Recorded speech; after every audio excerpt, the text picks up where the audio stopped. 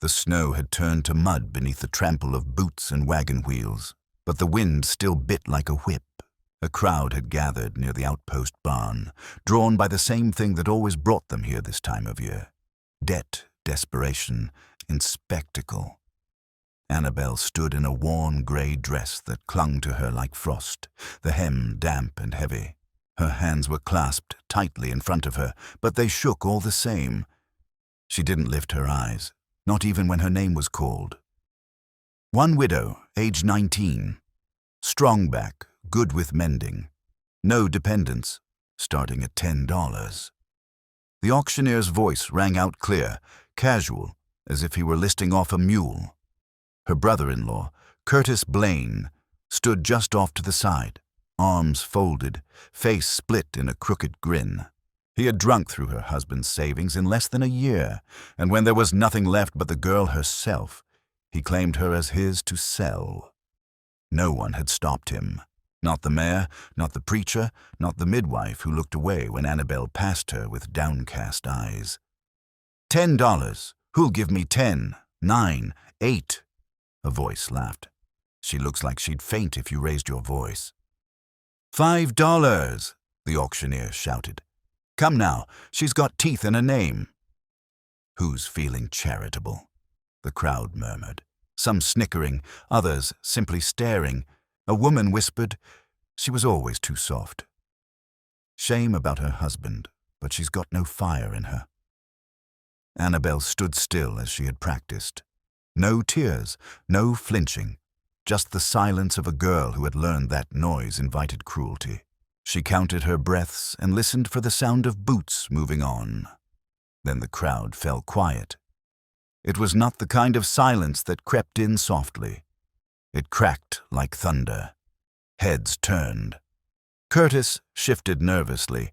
Even the auctioneer lowered his hammer. A man was walking forward from the edge of the square. Tall, broad, dressed in a worn oilskin coat darkened with years of rain and pine sap. His beard was thick and black with threads of gray, and his eyes, when they met Annabel's, were neither cruel nor kind. They were just still, like the surface of a frozen lake. He stopped in front of the auctioneer and pulled a crumpled bill from his pocket. $20.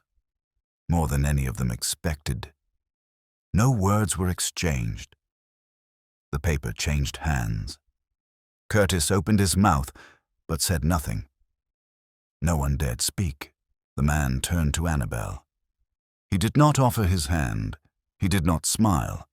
He simply nodded once, then turned and walked away. She followed. Curtis grumbled something under his breath, but did not pursue. Someone whispered, "That's him, Cormac McCrae, the Wolf Hollow man." A child clutched her mother's skirts. The preacher turned and walked back toward the chapel. The wind picked up again, and the crowd, finding no more spectacle to witness, began to scatter. Annabel climbed into the back of a wagon hitched to 2 gray horses. Cormac took the reins without a glance. They rode in silence, past the edge of town, into the pines, where the road narrowed and the snow began to fall again. No one followed. The trail to Wolf Hollow was narrow and unforgiving, a twisting ribbon of frozen dirt winding through groves of pine so thick the sun barely touched the ground. The wagon creaked with each bump, and the horses snorted clouds into the cold morning air.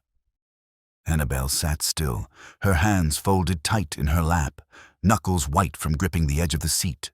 The man beside her hadn't spoken a word since they left town. Not a name, not a direction, not a reason. Only the quiet rhythm of reins and the sound of hooves on hard ground. She studied him in the corner of her eye. He looked as much like a creature carved from the mountains as a man, broad-shouldered, sun-weathered, his beard thick and wild. There was no ring on his hand, no warmth in his posture, only stillness, the kind of stillness that came from years spent alone, far from voices and judgment. By midday, the last sign of town had vanished behind them. No chimneys, no fences, no voices. Just the forest, deep, dark, and waiting. They reached the cabin at dusk. It stood at the edge of a frozen lake, backed by the jagged spine of the mountains, smoke curling gently from the chimney. The wood was weathered but strong. The windows glowed with amber light. A dog barked once and then fell quiet as Cormac whistled low and sharp. He didn't wait for her to follow. He climbed down and began unhitching the horses. Annabel hesitated. Her boots touched the snow, her breath catching in her throat. This was it, her new life. No church, no parlor, no neighbors, just cold and trees and a man no one dared look in the eye. Inside, the cabin was plain and clean. A fire crackled in the hearth. A cot was set neatly along one wall, and a second bed, larger, untouched, stood against the far side. Cormac carried in a sack of flour and a stack of blankets, then paused by the hearth. He looked at her, finally. "You'll sleep there," he said, voice low and rough as gravel. He pointed to the cot. Annabel nodded once. "Yes, sir." He blinked, then turned away. They ate in silence. Salt pork and beans. He gave her the larger portion. When she lay down that night, wrapped in wool and fear, the fire still burned. Cormac sat beside it, sharpening a knife with slow, even strokes. His eyes never left the blade. In town, the rumors spread like wind over dry grass. The mountain man had bought himself a bride. Some said he'd gone mad from grief after his wife and child died in a fire. Others whispered that he'd killed them himself, that he'd buried them up in Wolf Hollow and hadn't spoken since. The preacher warned that darkness followed those who turned their backs on the Lord. The blacksmith claimed he saw McCrae wrestle a bear once. The midwife said nothing, but she watched the horizon that night, waiting for a sign. Annabel slept, but not deeply. Somewhere in the cabin, beneath the boards, something creaked, and in her dreams she saw a locked trunk and a child's voice calling through the snow. The days blurred together beneath a pale, grey sky, the kind that never quite turned to full daylight, even at noon. Snow fell gently most mornings, as if trying to erase the tracks of everything that came before. Annabel rose early, though there was no bell to call her, and no chores assigned. The silence of the cabin was thick, pressing against her like a heavy quilt she could not push off. Cormac spoke little, and when he did, his voice was as brief as the wind outside, sharp, cold, and gone before she could hold it. "Eat," he'd say, sliding a plate across the table. "Don't go past the pines. Watch for wolves." Nothing cruel, nothing kind, just words with edges and purpose. She obeyed. Not out of fear exactly, but out of habit. Life had taught her that men who kept their words few often saved their wrath for thunderclaps. And yet no storm came. There were no slamming doors, no barked orders, no bruises blooming beneath sleeves. Only wood being chopped, water hauled, meat salted. The ordinary rhythm of a man who had long ago learned to live without needing anyone. The bed she slept in was hers alone. He had made that clear. "Yours," he said, pointing to the cot the first night. "I don't touch it. You're safe here." The fire was always lit before she woke, and her hands, which once cracked and bled in the cold, began to heal.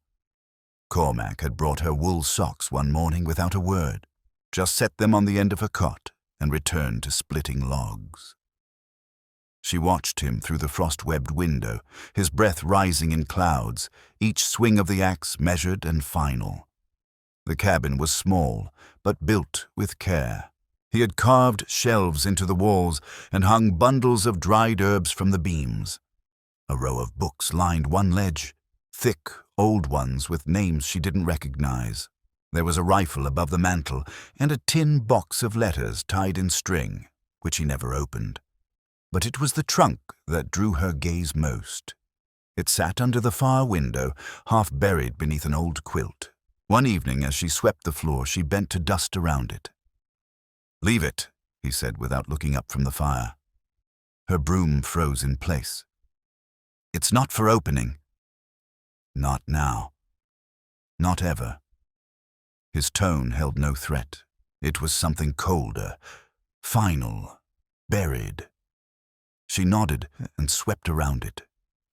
But at night, as the fire dwindled and Cormac slept in the chair by the hearth, she found herself glancing at it, wondering, not what was inside, but why. It mattered enough to God with silence. In town, her name was being passed between hands like a story that grew with each telling. The widow was still alive, living with the madman. Some said she was already pregnant. Others swore she was held captive. The midwife frowned at the gossip, but said only, "Some things take root better in quiet." Up on the mountain, Annabel did not know what was expected of her. No hands reached for her. No voice called her name with desire or demand. Only silence, and snow, and a man who slept with his boots still on, as if even in dreams he did not trust peace to last. The snow had begun to melt in slow sighs by the time Annabel found the outline of the old garden. It was hidden beneath a blanket of frost just beyond the cabin's rear stoop, marked by a crooked fence and a row of stones sunk deep into the earth. Weeds had claimed it long ago, their brittle skeletons poking up through the icy crust like forgotten bones. But beneath the decay, she saw order, rows once neat, beds once turned, something that had been loved before time and sorrow left it still. She fetched a small spade from the tool shed without asking. Cormac had shown her where things were, but never gave instruction. He did not speak when she took the tool, nor when she walked past him as he split logs. He only paused for a moment, his axe suspended mid-swing, and watched her retreat to the garden as if she might vanish into the thawing ground. The work was slow. She pried apart the earth with fingers red from cold, pulling dead roots from the frozen beds and shaking loose the stones. Her breath fogged in the air. Her back ached by midday, but the ache felt different than fear. It was earned, chosen. She mended the garden gate with twine from an old feed bag, staked markers from whittled sticks. Not because she believed something would grow, but because something inside her needed the trying. Inside the cabin, she began patching things that sagged and splintered. A cracked shelf above the hearth, the loose hinge on the pantry door. She stitched the hem of the quilt Cormac used when he sat up nights by the fire. No words were exchanged, but when she returned to her cot each evening, she found her tools neatly returned to their place, the spools of thread untangled, her chipped mug replaced by one with no cracks. He noticed. He never said so, but she caught him watching her more often now. From the edge of the woodpile, from the porch where he smoked his pipe in silence. She never felt his gaze as a weight, only a presence, like wind through tall grass. Observing, not invading. Sometimes at night she would find her boots dried by the hearth, or her water pail refilled. She began leaving a second plate on the table without asking. He would eat without comment. Once, she found a packet of carrot seeds tucked beneath the edge of her quilt. She said nothing.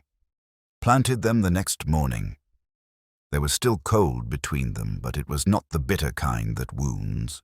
It was the cold of two people who had forgotten how to share warmth, but were learning, slowly, to stand near the same fire without flinching.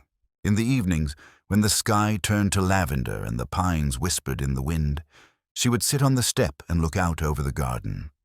The beds were neat now, waiting, hopeful in their bareness. Behind her, Cormac would sometimes hum under his breath, quiet, tuneless, unaware he was even doing it. A sound not meant for her, but no longer hidden. And though neither of them would say it, something was beginning. Not love.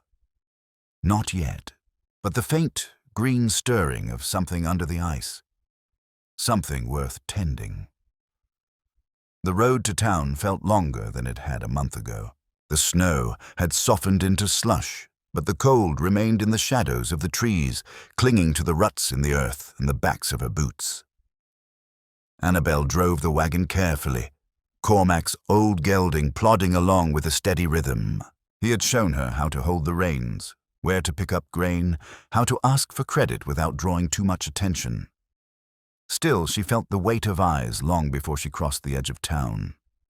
People stepped aside when she passed, not rudely, not with open hostility, just distance, the way someone steps from the path of a thing they do not understand and do not wish to provoke.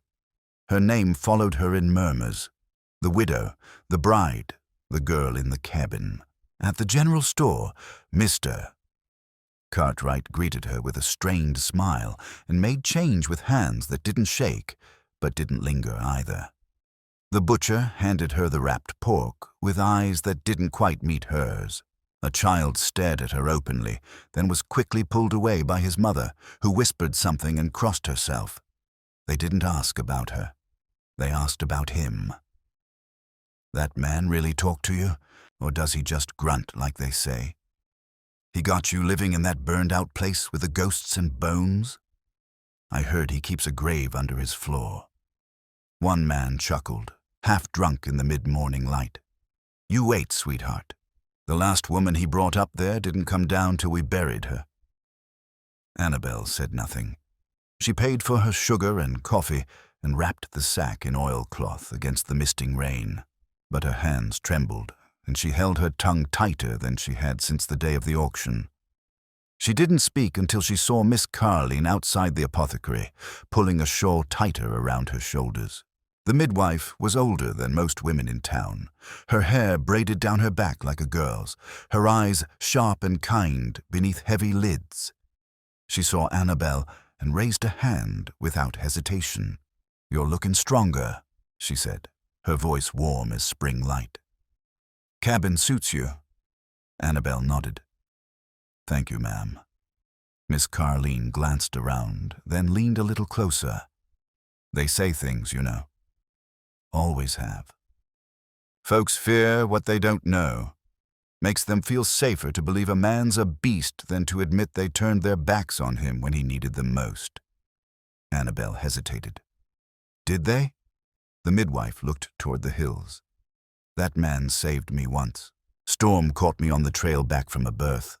He found me near frozen, wrapped me in his coat, carried me on foot the whole way home." Never told a soul. Annabel swallowed hard. "Why do they say he—" "Because it's easier than the truth," Miss Carline said. "His wife and child died while the town turned him away. Sick boy, no doctor, no help. They blamed him because they couldn't face what they didn't do." Annabel rode home in silence. The woods closed in again, but they felt different now, not darker, but deeper, as if holding secrets it had waited a long time for someone to understand. When she reached the cabin, Cormac was chopping wood again, his sleeves rolled, breath fogging in the fading light. He glanced at her just once and nodded. She stepped down from the wagon, her arms full of supplies, and carried them inside. She didn't ask him about the rumors. She didn't tell him what was said. But that night, she set a second cup of coffee on the table and sat across from him, not beside the fire. She waited until he took the first sip, then picked up her own. They drank in silence, but the silence felt changed. Less like a wall and more like a bridge neither had yet crossed, but both had started walking toward. The wind had turned bitter again, biting sharper than it had in weeks, and Annabel had just pulled a second shawl around her shoulders when she heard the sound of hooves in the yard. It wasn't Cormac. His horse moved slow, deliberate. This was faster, impatient.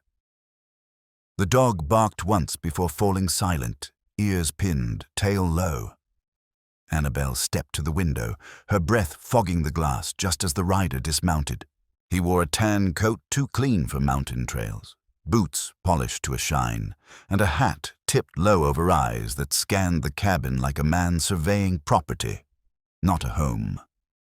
She stepped outside before the man reached the porch.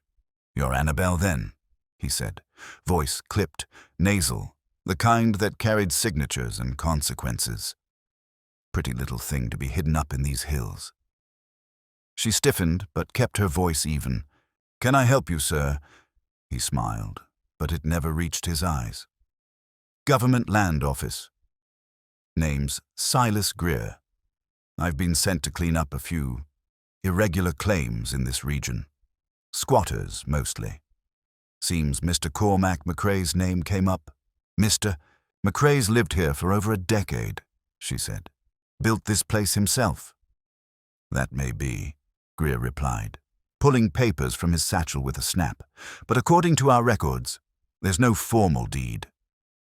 No registered claim, which means this land, these fine trees, that pretty lake out back, all revert to the government. Unless, of course, we come to an arrangement." She didn't like the way he said arrangement. It slithered out from behind his teeth, heavy with intention. She reached for the door. "I'd like to speak with Mr. McCrae," Greer said, stepping forward. Too close. "He's not here." "That's so?" He cocked his head. "Well, maybe you and I can settle this another way. Men like him don't appreciate what a lady like you really needs, living out here like some caged bird." Before she could move, his hand reached out, just 2 fingers grazing her sleeve. But it was enough. The sound came first. Not a word, not a shout, just the crack of heavy boots against frozen earth. Then Cormac was there. He hadn't come from the trees or the trail, but from behind the shed, silent as the mountain itself. His coat was open, shirt sleeves rolled, axe still in his hand. His eyes didn't blaze. They didn't narrow.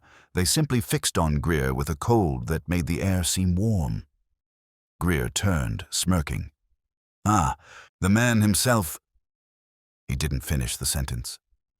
Cormac dropped the axe in the snow, stepped forward and with one arm like a steel lever, grabbed Greer by the collar. The government man yelped, papers flying as Cormac lifted him clear off the ground and flung him backward. Greer landed hard in a bank of packed snow, coat askew, hat lost somewhere near the woodpile. He scrambled to his feet, sputtering, his polished boots no match for the frozen mud. "You're gonna regret that, you backwoods brute," he shouted, brushing off snow with shaking hands.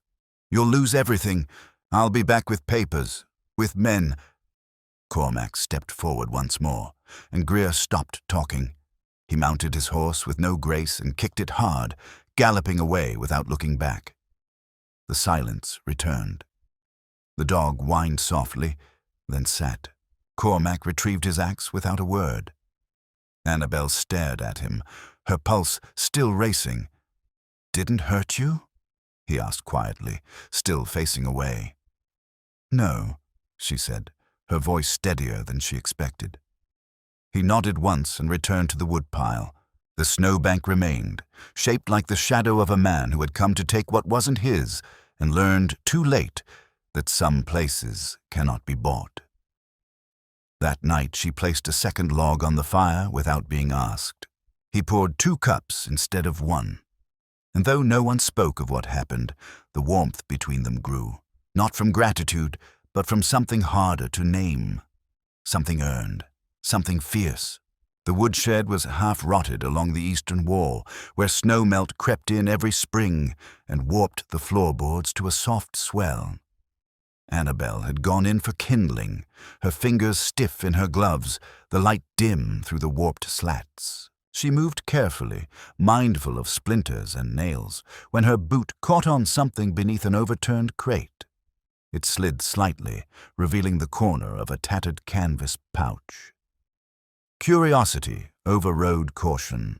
She crouched and pulled it free, dust rising like old breath. Inside was a stack of folded papers, some blank, others covered in smudged handwriting she could not read. Ink faded, names lost. But near the bottom, tucked with careful reverence, was a single drawing. Charcoal on rough parchment. A child's face. The boy was perhaps 5, his jaw small but his eyes wide and dark. Familiar in their shape, their weight, their quiet watchfulness. Annabelle stared, breath catching as recognition bloomed.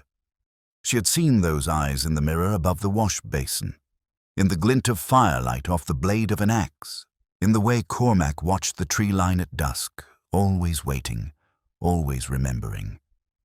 She touched the corner of the paper, gently brushing away dust with her sleeve. The boy was smiling in the drawing, crooked-toothed and free. Someone had captured him with a care that made her chest ache. There was no name, but there didn't need to be.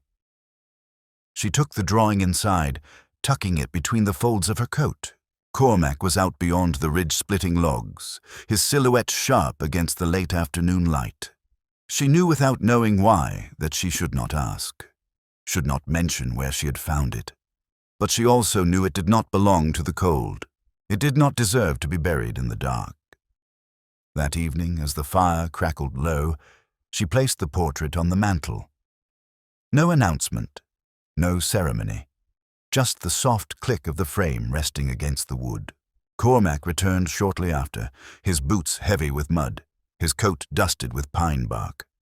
He shook off the cold, hung up his hat, and moved to the hearth as he always did. Then he stopped, his eyes fixed on the drawing. He didn't speak. Annabel stirred the stew, the silence behind her louder than the boil.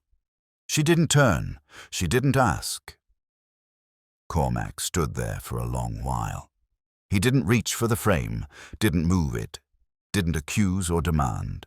He only stared, as if the image had caught time and dragged it backward, through fire, through fever, through years of ash and silence. Later, when the stew had cooled and the coals had dimmed, he was still there. Annabel sat beside the fire, her mending in her lap, untouched. The room held the weight of memory, not spoken, but thick as smoke. He didn't cry, he didn't speak, but he didn't throw the drawing away. And somehow, that silence, sacred and still, felt like the loudest thing she'd ever heard. The storm rolled in like judgment, slow at first, a whisper through the treetops, then a roar that swallowed the valley whole. By dusk, the wind screamed against the cabin walls, rattling the shutters like fists on a coffin lid. Snow came sideways, blinding, choking. The sky disappeared into a thick white that made even the porch vanish. It was the kind of storm that didn't ask permission, didn't wait for prayers. It simply came to take what it would. Annabel bolted the door while Cormac brought in the last of the wood, his shoulders dusted with snow, beard crusted in ice. He said nothing as he stomped the cold from his boots and set the axe by the door. She handed him a mug of broth, and he nodded, the gesture stiff, like it hadn't been used in years. They lit every lamp they had. The fire roared, but the cold still pressed in at the corners. Outside, the world was gone. No stars, no trees, no sound but wind and the groan of snow shifting on the roof. Hours passed. She stitched a torn sleeve by the firelight. Cormac sat across from her, sharpening a blade he hadn't used in days. The silence, always their companion, stretched long and brittle. Then he spoke. "Storm like this," he said, voice low. "Ain't been through here since the year Jacob died." Annabel looked up. His eyes weren't on her. They were on the fire. "He was 6, he said. Bright. Fast. Ran everywhere, even when you told him not to." A flicker of something softened his jaw. His ma used to laugh when he tripped. Said God gave him more joy than since Annabel set her sewing aside. We lived closer to town then, just down by the ravine, near where the river bends. He took fever. Bad. Burning up, breathing like his lungs were folding in on themselves. We rode through snow, wrapped him up, prayed every step of the way. He paused, the muscles in his hands tightening around the wet stone. "The preacher locked the door," he said. Said it was too late. Said the Lord's house wasn't a hospital and sick children had no business near God's altar. We banged on windows, yelled. Begged. He shook his head, slow. No one came. Annabel's throat ached. We turned back. he continued. Made it home, but he was gone by morning. My wife followed not 2 weeks later. Wouldn't eat, wouldn't speak, just sat with his blanket in her lap till the light left her eyes. He fell silent again, but it wasn't the kind of silence that demanded escape. It was the kind that needed company, that needed not answers, but presence. Annabel crossed the room and knelt beside his chair. She didn't reach for him. She didn't speak. She just sat with him, the fire warming their knees, the storm howling outside like it too, remembered the night a boy was turned away from salvation. Cormac looked down at her, eyes rimmed with years, and for the first time the hardness broke. I buried them myself, he whispered. Made their markers from the same cedar that built this cabin. This land was supposed to be for him, for a life, not for ghosts. Annabel blinked back tears. It still can be, she said, her voice gentle as falling snow. You're not alone anymore. He didn't answer, but his hand, rough and calloused, moved to rest lightly over hers. Outside, the storm raged, but inside, something warmer than fire began to thaw the long, frozen years.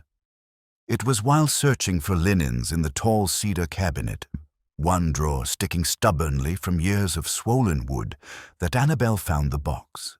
It was thin, wrapped in oilcloth, tucked behind a folded woolen blanket that smelled faintly of cedar smoke and thyme. She hadn't meant to pry. She'd only wanted the spare quilt. But when the bundle slid forward and dropped at her feet with a muted thud, something in her chest whispered that it mattered. She hesitated, fingers hovering over the twine that held it shut. Then, gently, she unwrapped it. Inside were letters, dozens. Folded carefully, some still sealed with wax, others faded and brittle with age. The handwriting was unmistakable. Cormac's, plain and deliberate. No flourishes, just the steady hand of a man who meant every word. Each one was addressed, and every name stirred a fresh ache in her chest. To the mayor of Pine Ridge, to Reverend Wallace, to the County Board of Education, to the Town Council, to the Ladies' Benevolent Association, to anyone who would listen. She sat on the edge of the cot and read. I offer the land west of the ravine, 5 acres flat and near water. If a school could be built there, the children of this valley would not have to walk 10 miles through snow. My wife is sick with grief. Our boy is buried in frozen ground because no one would take him in when he was dying. I don't ask for comfort, only forgiveness. Let me make something good with what I have left. I have timber. I have hands to work. I will build it myself if someone brings the chalk and books. Please, don't let what happened to my son happen again. None of the letters had been sent. Some bore stamps but were never posted. Others were sealed in envelopes that had never left the cabin, and tucked at the bottom, in an envelope worn thin from being held too many times, was one last note, never addressed. I tried, Eliza. I swear I tried. I built this place for us, for him, for the life we were promised. They said no, every one of them. But I still hear him laughing in the garden. I see you every time the light comes through the window. I don't know how to stop missing you. Annabel folded the letters slowly, her fingers trembling. The weight of Cormac's silence took on a new shape. Not coldness, but grief so thick it had formed a wall around him. He hadn't vanished from the world. He had reached out, again and again, and the world had turned away. She returned the letters to the oilcloth, careful not to disturb their fragile edges. That night, she placed the bundle on the mantel beside the boy's portrait, beneath the single wildflower she'd gathered from the edge of the thawing garden. Cormac saw it before she could speak. His eyes fell on the bundle, then rose to hers. He didn't ask how. He didn't tell her to put them back. He only sat down by the fire, staring into the flames, his hands open on his knees. They never answered, he said. I know, she whispered.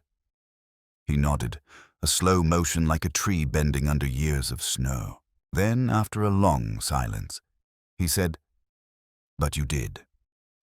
And for the first time since the boy's grave froze over, the silence between them did not feel like a burden. It felt like healing. The first sign wasn't the smoke or the sound of hooves. It was the stillness. A kind of unnatural quiet that settled over the valley just before something breaks. Even the dog felt it. He stood stiff by the porch, hackles raised, ears twitching toward the ridge. Annabelle was kneeling in the garden, planting the last of the spring carrots, when she saw the dust rising behind the trees. Not one rider, not two, 5, maybe 6. Men dressed in long coats, rifles strapped across their backs. And at the center of them, proud as a crowned vulture, rode the man she'd seen months before, digging himself out of a snowbank with spit and curses. Silas Greer. She didn't wait. She ran. Inside the cabin, Cormac was oiling the hinges of the cellar door. She burst through, breathless, her hands trembling. "They're coming," she said. Men, armed. And him he didn't ask who. He didn't stand fast or slow. He only set the oil can down and reached for the long rifle above the mantel, the metal gleaming dully in the lamplight. "They've got papers," she added, panic rising. "They're saying they own the land now." "They don't," Cormac said simply, and loaded the rifle. Before she could argue, a knock thundered on the door.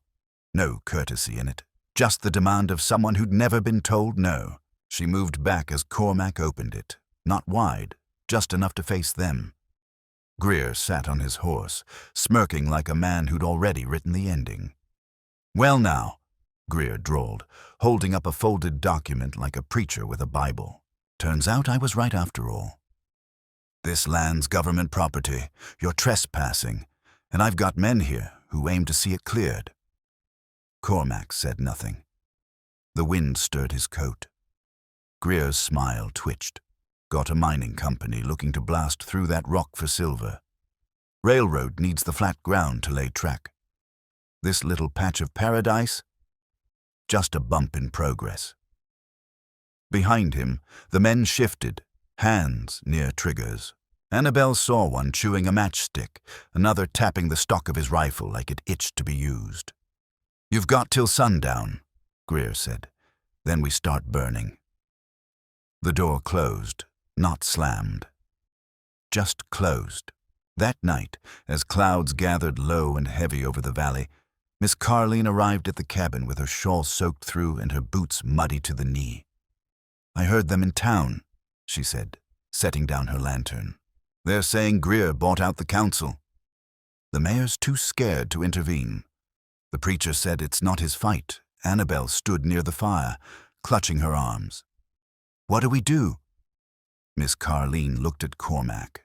He was staring out the window, the boy's portrait watching him from the mantel, the unsent letters just beneath. He turned then, slowly, and said only 4 words. "They're not taking it." The room fell silent. Miss Carleen exhaled, then straightened her spine. "Then neither are we." Outside, the night crackled with the promise of fire and thunder, but inside that cabin, the air held something stronger than fear. Resolve. And in Cormac's stillness, there was no hesitation, only the steel of a man who had lost everything once and would not let it happen again. The church bell hadn't rung in weeks, not since Easter, and even then it barely stirred the air. But on that morning, it tolled loud and clear, 3 long notes that echoed through Pine Ridge like a call to conscience. One by one, townsfolk stepped from their doorways and shops, wiping flour from their hands, removing aprons, folding newspapers. No one knew who pulled the rope. No one asked. But they followed its call, uneasy and curious, like souls summoned to account. Inside the chapel, the pews filled slowly, shoulders hunched against the weight of whatever was coming. The preacher stood near the pulpit but did not speak. His arms were folded, his face tight. He'd been told not to intervene. He obeyed, but he watched. It was Miss Carline who stepped to the front. She wore her dark green shawl, damp at the edges, and her hands were bare, weathered, strong, the hands that had delivered half the town's children and laid out their dead. When she spoke, her voice was calm, low, but carried to every corner of the room like the wind that finds every crack in a cabin wall. "You've heard the rumors," she began. "You've spread some of them yourselves. That the man in the mountains is a danger, that he's mad, that the girl with him is a prisoner." Or worse, a murmur rippled through the pews. Some shifted uncomfortably.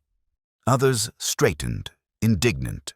"I came here today to speak the truth," she continued, her eyes sweeping the room. "Not the stories we tell to make ourselves feel safer. The truth we buried because it hurt too much to face."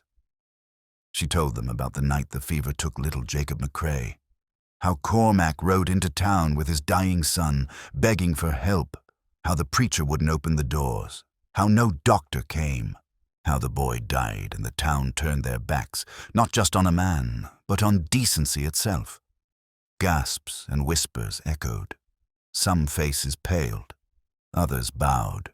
She told them how Cormac had written letters, dozens of them, offering land for a school, for peace, for something good to rise from the ashes, and how none of those letters had ever been answered. "I've seen the garden she's planting," Carline said, voice breaking just slightly. "I've seen the boy's picture on their mantel. I've seen the man he still is, in spite of what we made him carry." A silence fell then, deep and pulsing. The mayor cleared his throat, but no words came. The general store clerk rubbed his eyes. The blacksmith looked down at his calloused hands and clenched them hard. Then a voice rose from the back. Mrs. Wainwright, whose son had once been caught stealing apples and who remembered faintly that it was Cormac who let him go with only a warning. "He saved my boy from falling in the river," she said, barely above a whisper. "And he found my daughter when she was lost in the woods," said another. The shame settled in the room like dust, thick and dry. But in that shame, something else stirred, something fragile and living. "If you let the railroad take that land," Miss Carline said, "you let them bury our mistake under steel. But if you stand with them now, with Cormac and Annabel, you might just make right what we did wrong." She stepped down from the pulpit. No applause. No shouting. Just silence, deep and brimming with thought. Outside, the bell was still. But inside, hearts had begun to turn, not all at once, not with certainty, but like the first thaw in spring, slow and soft and irreversible. The ledger was tucked between old receipts and a rusted tin of nails in the bottom drawer of Curtis Blaine's desk, which had been left to rot in the barn behind his now abandoned house. Annabel had returned there not out of nostalgia, but necessity. After the storm of Silas Greer's threat, after Miss Carline's stand at the chapel, something hardened in her. She was done being carried by the current. It was time to paddle. She had ridden down alone that morning, borrowing Cormac's mare, saying only, "There's something I need to find." He didn't ask what. He simply nodded and said, "If you're not back by night, I'll come looking." The barn was quiet and rank, with the smell of mold and dry rot. The desk groaned when she opened it, the drawers swollen from years of neglect. But the papers were still there. Blaine had kept records of every debt, every sale, every twisted deal he'd ever made. Too greedy to burn the proof. Too sure he'd never face consequences. And there it was. Lot 14. Widow Annabel Rose Harding, age 19. Sold to McCrae, Cormac, $20 cash. Witnessed by L. Simmons.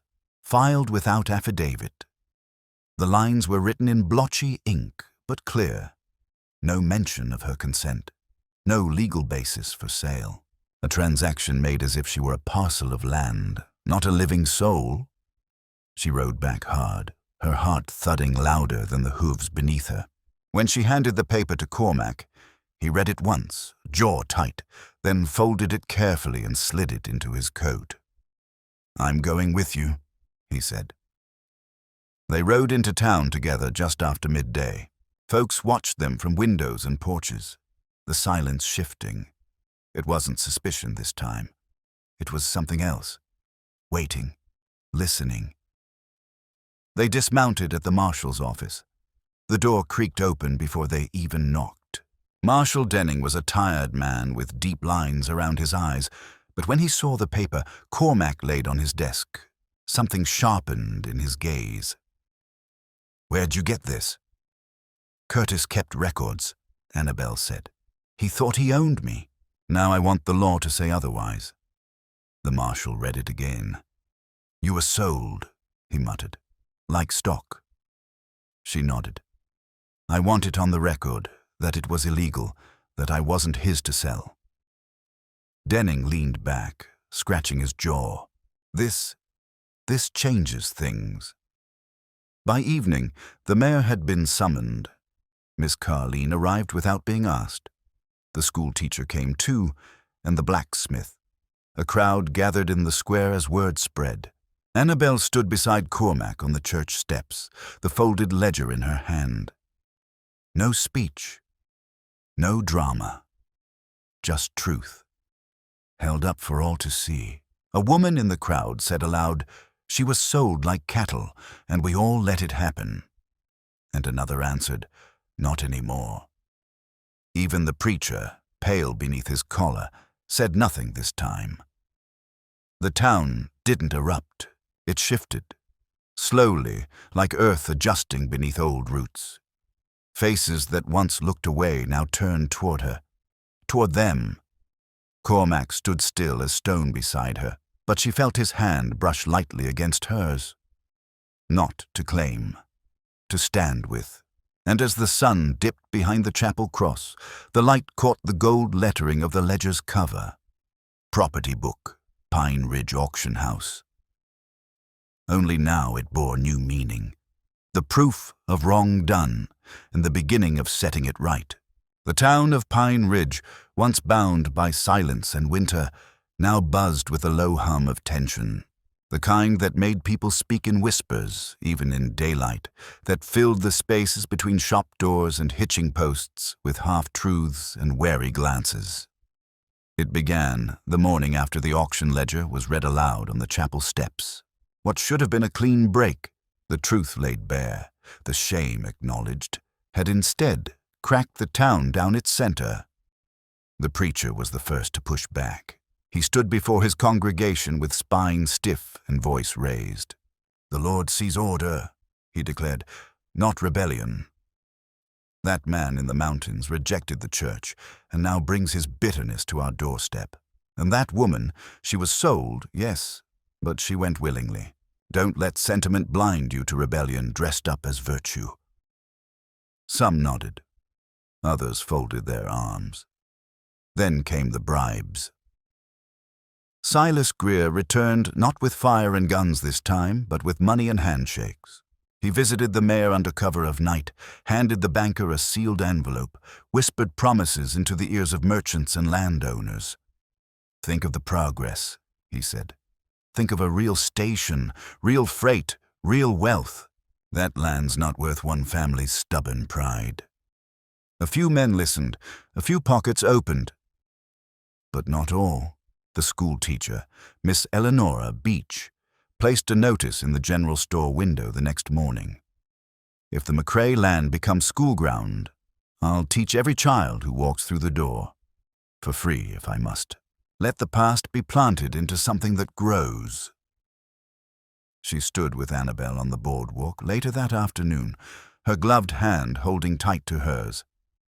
"I've read those letters," she said. "I saw what he offered. Year after year, we ignored him then. We can't now." The blacksmith came next, his hammer slung over one shoulder and a coil of chain in his hands. "Figure you'll need something better than sentiment if Greer comes back with men," he said to Cormac. I'll help reinforce the doors. Might not stop bullets, but it'll slow 'em down. Other voices followed, quiet at first, then louder. Wasn't it McCrae who pulled old Nate from the flooded creek? My sister said he once gave their family venison in a hard winter. Maybe he wasn't the monster we made him out to be. In the saloon, men argued over whiskey. In the sewing circle, women passed needles with furrowed brows and cautious hope. Lines were drawn not by wealth or title, but by memory, who remembered truth and who clung to comfort.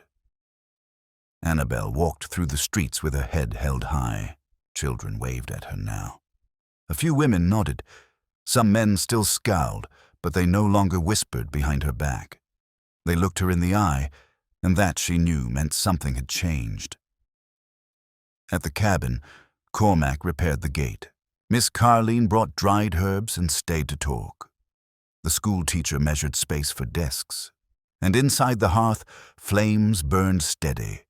The town had not fully turned, not yet, but something old had cracked, and through the break, like light between clouds, a single phrase drifted from porch to porch, carried by voices unsure but growing bolder. Maybe the mountain man was right all along.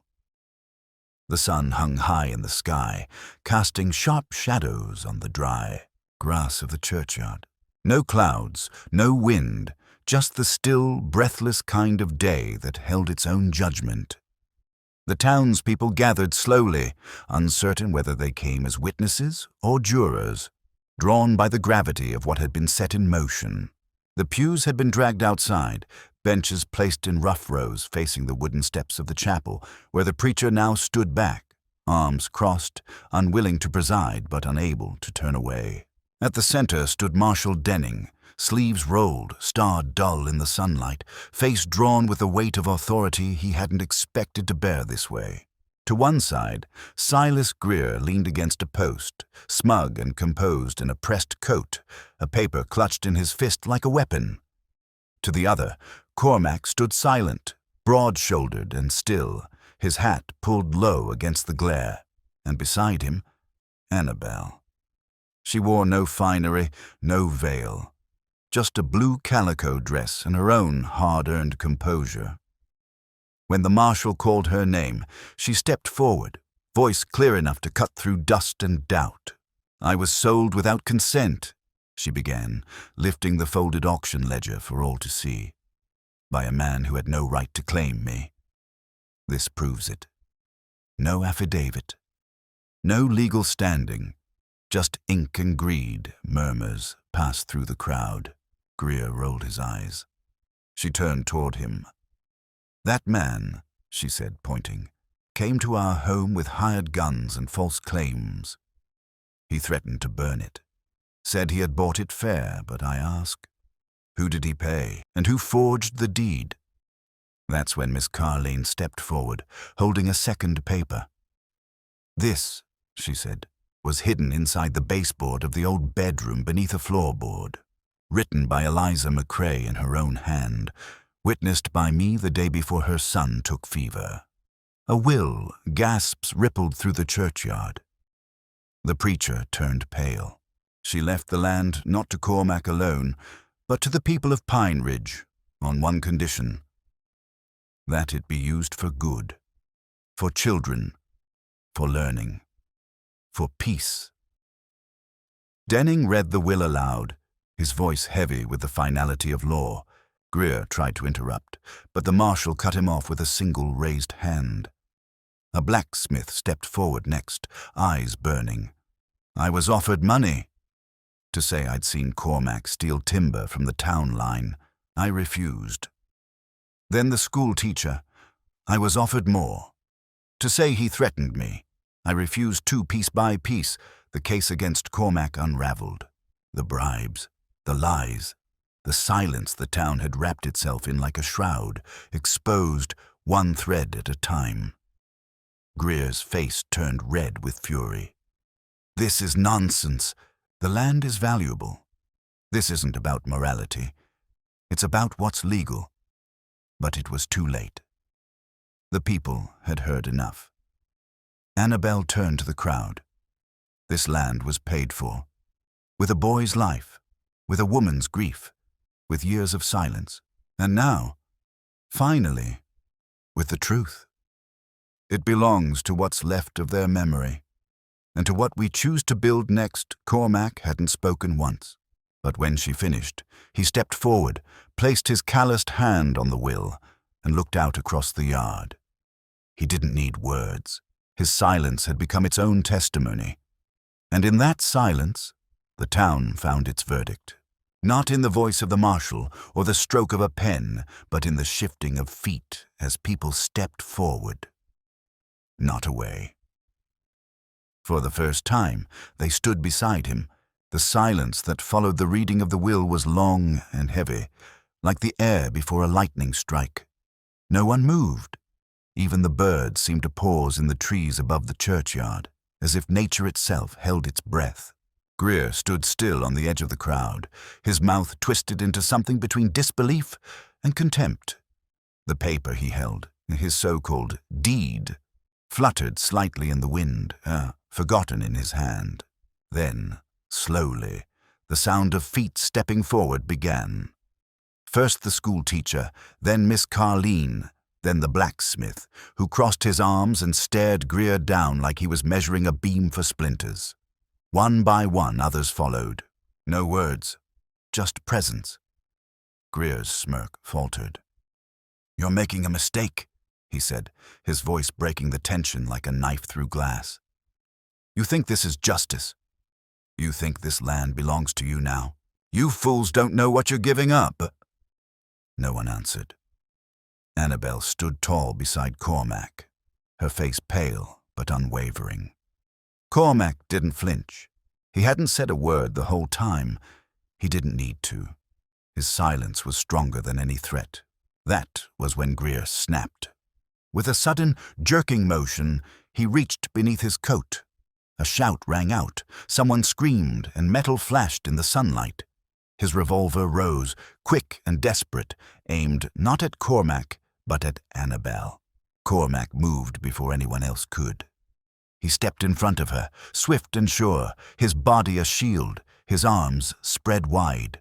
But the gunshot didn't come from Greer's hand. A second crack split the air, sharp, final. Greer's weapon fired, but too late, his aim faltering as the shot from behind struck him square in the chest. He stumbled back, confusion etched deep into his features, blood blooming beneath his coat like a dark flower. He collapsed onto the churchyard steps, his gun clattering to the dirt. The man who had fired stepped forward slowly, lowering his own rifle with shaking hands. It was the liveryman's son, Thomas Briggs, barely 20, known more for feeding horses than for taking sides.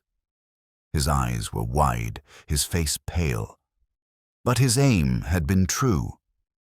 "He would have killed her," Thomas said, his voice barely above a whisper. No one disagreed. The preacher dropped to his knees beside Greer, but it was no use. The railroad man was dead, his hand still curled like he meant to hold power, even in death. Marshal Denning stepped forward at last, taking Thomas gently by the shoulder. "I'll file it myself." "You did what had to be done." Annabel stood frozen behind Cormac, her hands pressed to his back, breath shallow. When he turned to her, she met his eyes with something beyond fear, something like belief. The town didn't cheer. There was no celebration, no parade. Just a heavy stillness as the people of Pine Ridge looked at what had been done and what it meant. Justice had not come from the law. It had come from the people. From a boy with a borrowed rifle and a heart too big to let evil walk free. Cormac bent to retrieve Annabel's shawl from where it had fallen. He placed it gently over her shoulders. She looked up at him, then out at the crowd. They were still standing with them. This time it wasn't out of pity. It was out of choice. The thaw came early that year. Snow melted in lazy rivulets down the mountain paths, soaking into the soil with the quiet promise of renewal. The valley, so long shrouded in gray and silence, stirred awake. Crocuses pushed through frost-bitten earth. The lake cracked and sighed, its ice breaking apart like brittle glass. And up at the cabin, once a place the townsfolk feared even to name, the windows glowed with golden light, steady and warm.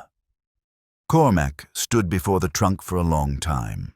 It was still where it had always been, tucked beneath the eastern window, quilt draped over the lid like a veil over memory.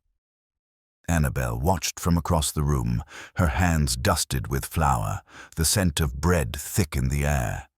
She didn't speak, didn't urge.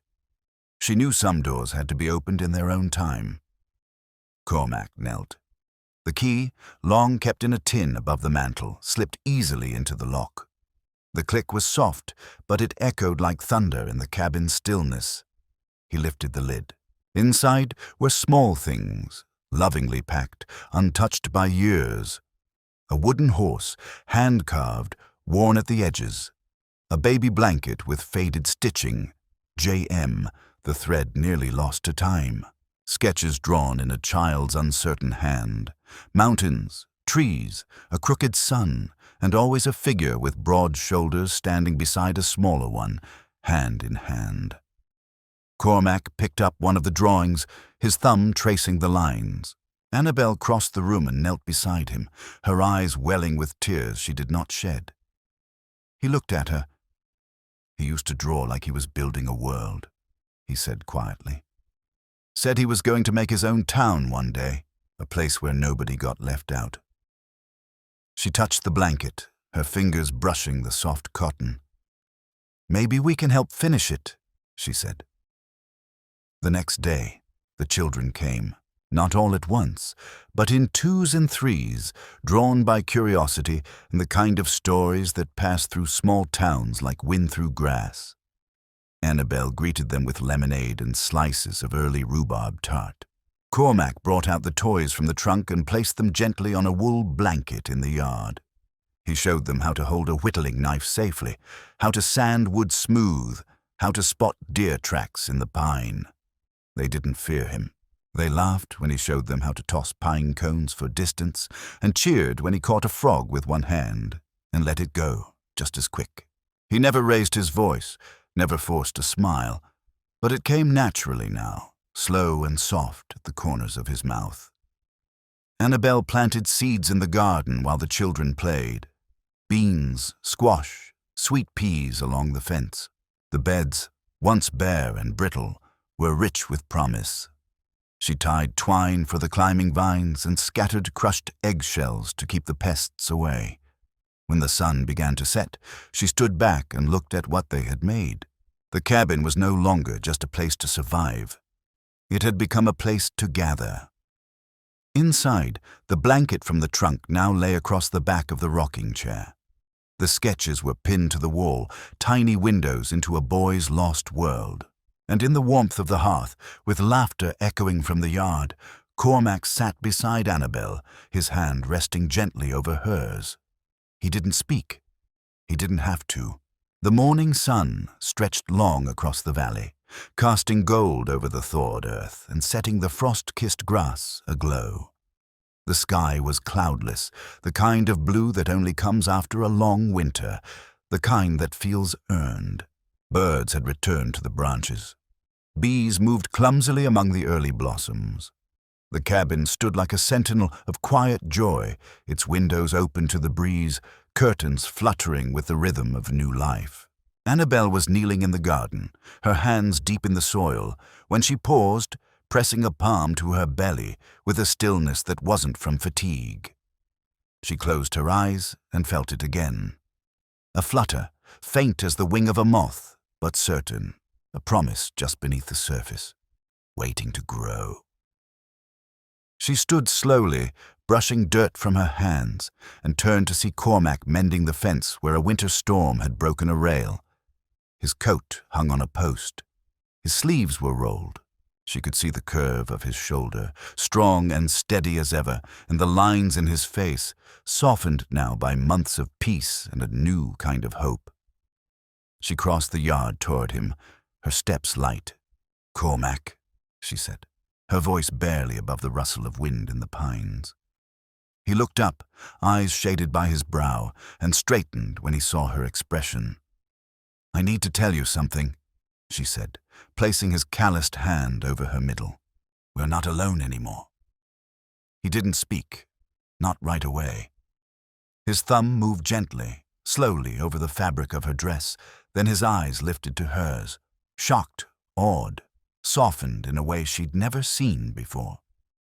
He took a step back and looked around the land as if seeing it for the first time. The trees that lined the ridge, the tall cedars near the creek, the grove of oaks near the cabin where the children now came to play. He pointed to one pine near the gate. "That one's for Jacob." Then he turned slowly, counting. That ash by the trail. Elijah. The birch near the hollow. Samuel. The spruce that won't quit leaning east. Luke. He named them all. 12 trees, 12 sons. One for each name he had once whispered in the dark, when he believed the world would never hear them spoken aloud again. His voice was quiet, reverent, as though saying them now could bring the names back from where they had waited all these years. Annabelle smiled, her hands folded over her stomach, her eyes full of something that shimmered and trembled like water in sunlight. "If God gives us daughters," she said softly, "they'll climb higher." He looked at her then, really looked, and the corner of his mouth lifted into a smile that reached his eyes. "They'll change the world," he said. She stepped into his arms, the earth soft beneath their feet, the wind full of birdsong and cedar. Around them, the land stood witness, 12 trees now carrying more than bark and leaves. They carried hope, not for what had been lost, but for what might yet be found. The sound of children's laughter now echoed through the hollows where only wind and silence once lived. It rang off the ridgelines, mingling with bird song and the steady rhythm of hammers, pencils, and voices reading aloud. Where grief had long kept its hold, joy now set down roots. The cabin on Wolf Hollow Hill, once a shelter for one broken man and the woman who chose not to fear him, had become something new, something for many. The inside had changed, but not all at once. The cot still sat in the corner where Annabelle once slept alone, but now it held folded blankets for afternoon naps. The hearth still burned as it always had, but now it warmed a circle of small boots drying beside it. A long table, built by Cormac's hands, stretched beneath the front window, lined with chairs too short for grown men. Pencils, chalk, and battered readers were neatly stacked in baskets at the end. Annabelle stood at the head of the table, a book in hand, her voice carrying the steady cadence of a story. Half a dozen boys sat in rapt attention, their fingers trailing across the worn pages as they sounded out words. They were rancher sons, trappers' boys, the once-forgotten children of the outer woods. Now they had a school and a teacher who read with kindness in her voice and hope in her eyes. Out behind the house, Cormac worked beneath the pines, a group of boys watching closely as he carved the edge of a plank with slow, careful strokes. "You don't rush the wood," he told them. "It's got memory. It splits if you push too hard." They watched, fascinated. He handed one the blade and guided his hands, patient as the earth itself. When the lesson ended, they sat cross-legged and listened as he told them of trees and tracks, of the mountain's rhythms, of how to listen, not just with ears, but with heart. The boys leaned in, not out of fear, but out of reverence. He was no longer a ghost story. He was their teacher, their elder, their steady voice in the wind. Miss Carline still made the climb once a week, her shawl flapping in the breeze like a banner of goodwill. She brought bundles of herbs, jars of salves, and sometimes a newborn wrapped in flannel. The babies were not hers, but she had caught them all, at cabins, by rivers, and now, sometimes, right here on the hill. She said the earth was softer here, more willing to welcome new life than it had been years ago. The townsfolk still spoke of the past, but the stories had changed.